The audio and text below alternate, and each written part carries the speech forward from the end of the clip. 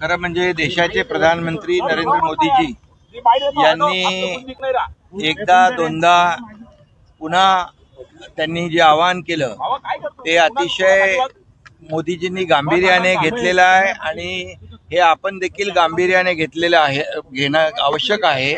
कारण प्रधानमंत्री मोदीजींनी एकदा दोनदा तीनदा जे आवाहन केलं ते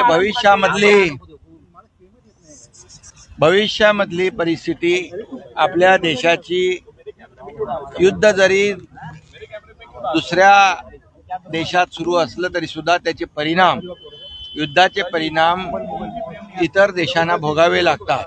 म्हणून जसं कोविडमध्ये देखील प्रधानमंत्री मोदीजींनी जनतेला अपील केलं होतं, आवाहन केलं होतं, त्यावेळेस देखील जनतेने त्यांचं अपील स्वीकारलं होतं आणि म्हणून आपला देश जो आहे तो कोविडमधून देखील सुरक्षितपणे बाहेर पडला. आता हे जे अपील केलेलं आहे, आवाहन केलेलं आहे, राष्ट्रहित डोळ्यासमोर ठेवून, देशहित डोळ्यासमोर ठेवून केलेलं आहे आणि त्यामुळे आपण युद्धजन्य परिस्थितीमध्ये सर्वांनी, सत्ताधारी पक्ष असेल, विपक्ष असेल, सर्वांनी एकत्र येऊन या परिस्थितीला तोंड दिलं पाहिजे. या ठिकाणी जे त्यांनी काटकसरीचं नियोजन सांगितलेलं आहे त्याप्रमाणे पेट्रोल, डिझेल याचा वापर कमी झाला पाहिजे. इतर जे काही आपले जे डॉलर ज्याच्यावर खर्च होतात, इम्पोर्ट जे आपण करतो, आता क्रूड ऑइल मोठ्या प्रमाणावर आपण इम्पोर्ट करतो आणि त्यामुळे हे कमीत कमी त्याच्यावर काटकसर करून ते कमीत कमी त्याचा वापर झाला पाहिजे असं आवाहन मोदीजींनी केलं. मी स्वतः प्रत्येक भारतीय नागरिकांनी हे स्वीकारलं पाहिजे. हे देशहितासाठी आहे आणि देशहित सर्वतोपरी आहे आणि मोदीजींनी नेहमी नेशन फर्स्ट हाच विचार केलेला आहे आणि म्हणूनच आज मी स्वतः या ठिकाणी इलेक्ट्रिक व्हेकल जे आहे त्याचा वापर केलेला आहे आणि इतर ज्या काही गाडी ज्या माझ्या ताफ्यामध्ये ज्या आवश्यक सुरक्षेविषयक आवश्यक ज्या गाड्या आहेत तेवढ्याच गाड्या या माझ्या ताफ्यामध्ये राहतील आणि गाड्या देखील जेवढ्या कमी करता येतील तेवढ्या कमी केल्या जातील आणि इलेक्ट्रिक व्हेकलचा जास्तीत जास्त वापर आपण केला पाहिजे. याची सुरुवात मी केलेली आहे. इतरही आमचे मंत्री देखील आहेत, त्यांनाही मी सांगितलेलं आहे आणि मुख्यमंत्री महोदयांनी देखील काल आवाहन केलेलं आहे की राज्य सरकारने पूर्णपणे अशा परिस्थितीमध्ये महाराष्ट्र हा प्रधानमंत्री नरेंद्र मोदीजींच्या आव्हानाला प्रतिसाद देतोय.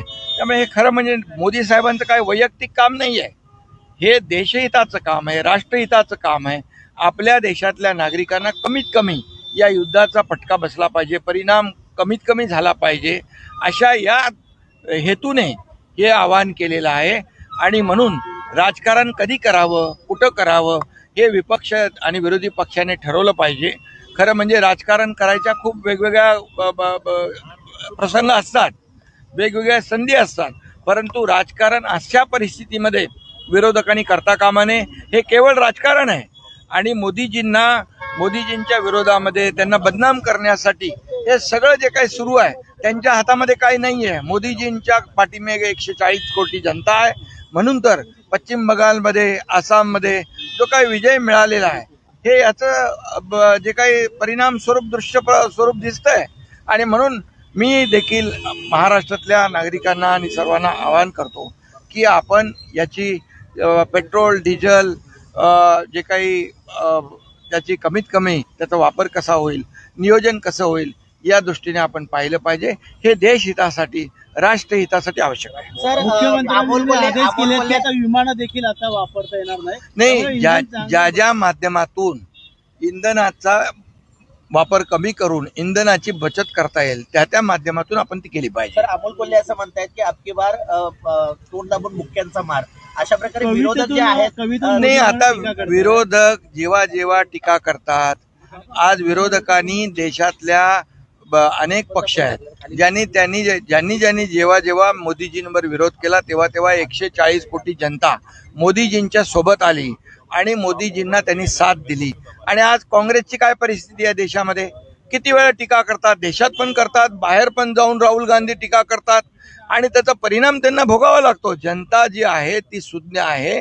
ये पब्लिक है, सब जानती है आणि म्हणून विरोधकांनी याच्यामध्ये राजकारण करू नये. या आव्हानाला देश हितासाठी स्वीकारलं पाहिजे. हिंदी में जानना चाहेंगे